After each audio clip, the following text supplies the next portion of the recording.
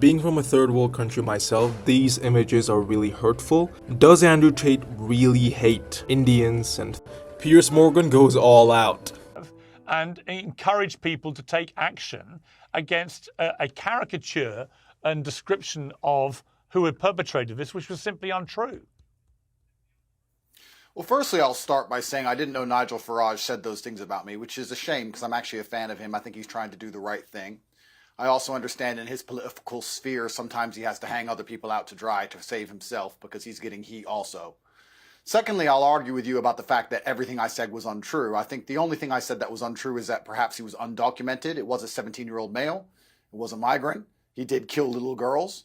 And advocating for people to stand outside and make it clear that they're unhappy with what happened is not a dangerous ideology. We live in a democracy where we have the right to protest and the right to make it clear when our voices are not heard.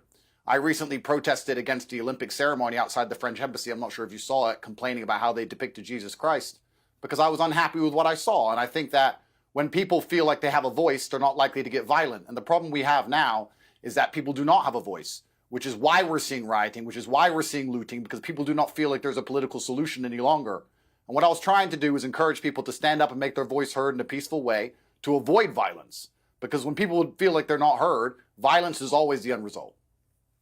Yeah, but you've actually had the complete opposite effect. And you know the massive following that you have and the influence that you can wield.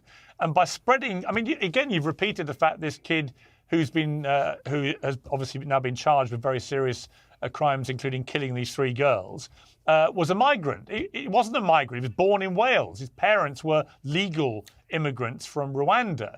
So he's not a migrant. He's somebody born in Wales, born in the United Kingdom. Well, first things first, it's unfair for you to say that I've had an opposite effect. What I did was point out the facts of the situation, that a 17-year-old male killed little girls. If I point out the facts of the situation, that the sky is blue, and then people go and decide to riot because I've said those things, does not mean those things are not true. That's the first thing. Secondly, here's where we have the dichotomy of the UK, and I actually think this conversation is going to be one of the most important and potent conversations of modern times, especially as this issue is not going to be solved anytime soon, Piers. The problem we have now in the UK is that we have a certain subsect of the population who believe because he was born in Cardiff, he is a Welsh man. And we have another subsect of the population who believe that even if he was born in Cardiff, he is not Welsh. I'm currently in Romania. I'm an American and British citizen. The woman who I have a child with is Italian. The child was born in Romania. The Romanians do not consider that child Romanian, not by their view of the world. If I had a child in China, they would not consider that kid Chinese. They would look at the face shape of the child and say that's not a Chinese child. If I had a black child in Russia, they would not consider that child Russian. In the West, in the democracies, we do.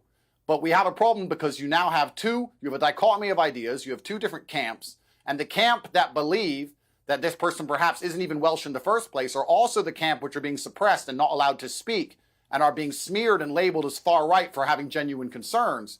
And that is why things are getting exasperated and out of control. What we need is conversation, and what we need is dialect.